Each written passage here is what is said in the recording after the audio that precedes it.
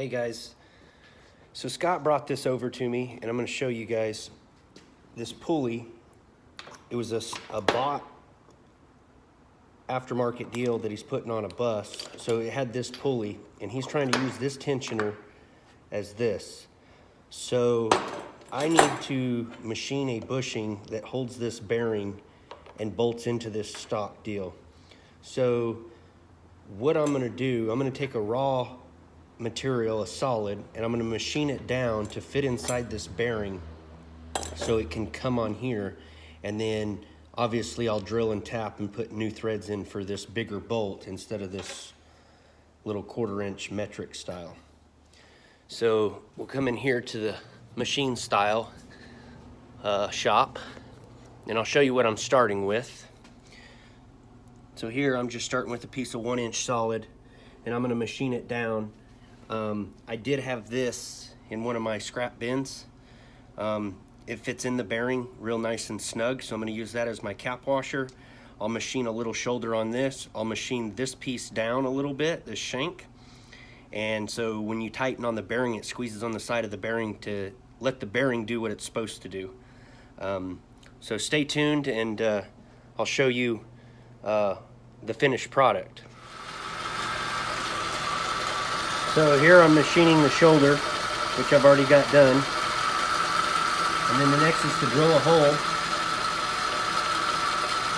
And then I got to counterbore the backside, which I'll show in another video so you can see it. Just plain machining.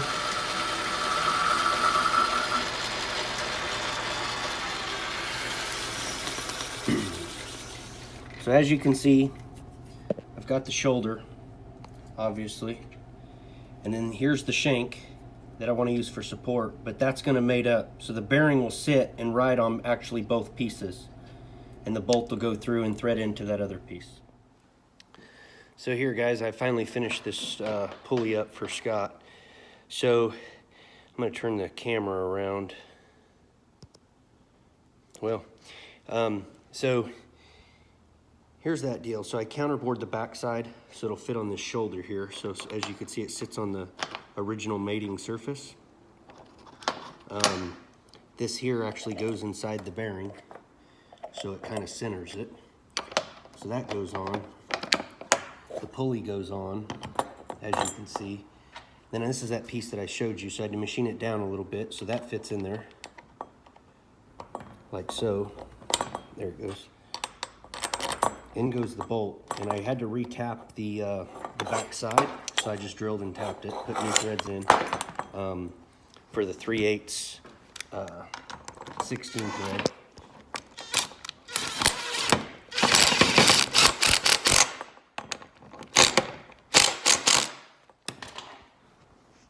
So as you guys could see, I'm going to show you.